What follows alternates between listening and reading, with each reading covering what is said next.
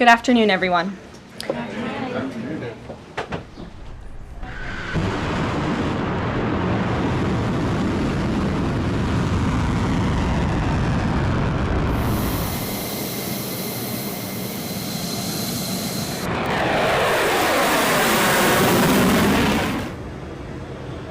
Regarding the ongoing situation in Iran, I know there has been a lot of speculation amongst all of you in the media regarding the president's decision-making and whether or not the United States will be directly involved.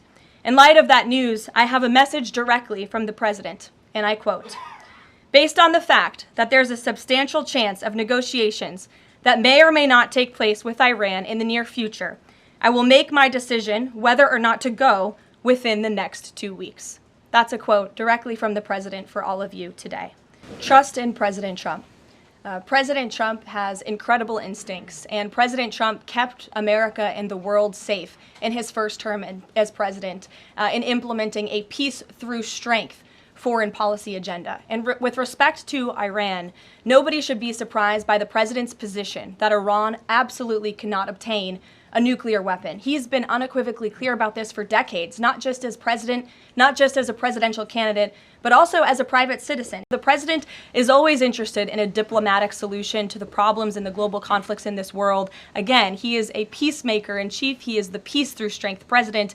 And so if there's a chance for diplomacy, the president's always going to grab it. But he's not afraid to use strength as well, I will add. Look, Iran is in a very weak and vulnerable position because of the strikes and the attacks from Israel. And with respect to the president's statement, I shared that with all of you. And he has been very direct and clear. Iran can and should make a deal. We sent a deal to them that was practical, that was realistic, or they will face grave consequences. Look, the president hears all voices across the country, and he makes decisions based on his instincts. And he has always said diplomacy is his first option.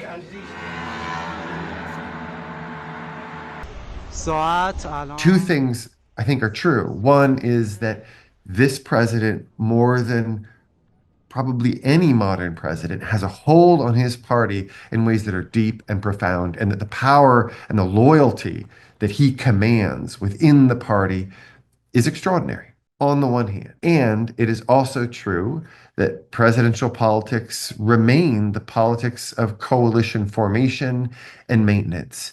And when you take certain kinds of actions, you can see fissures opening up. And that's particularly likely when you're exercising power and making decisions, and there's real fallout from those decisions. And that's what we're seeing right now. This is a hard issue. So some of this has to do with just differences in judgment. Other things point towards, frankly, deep and abiding cleavages within the coalition that he's leading up. What's interesting about Trump, to my mind, is that he, as a president, has a hold on his party in ways that very few past presidents have had. That's the headline. But it would be hyperbole to say that everybody necessarily is walking in lockstep with him, that there are divisions within the coalition. There are on the right, just as there are on the left.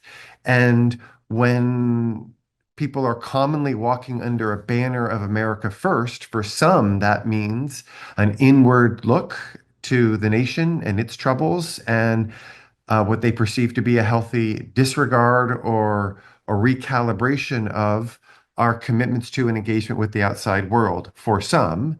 And for others, it's really critical that what comes under the America First banner also is a recognition that this is a dangerous world and that we as a country have to meet those dangers. And sometimes that's going to involve the exercise of military force.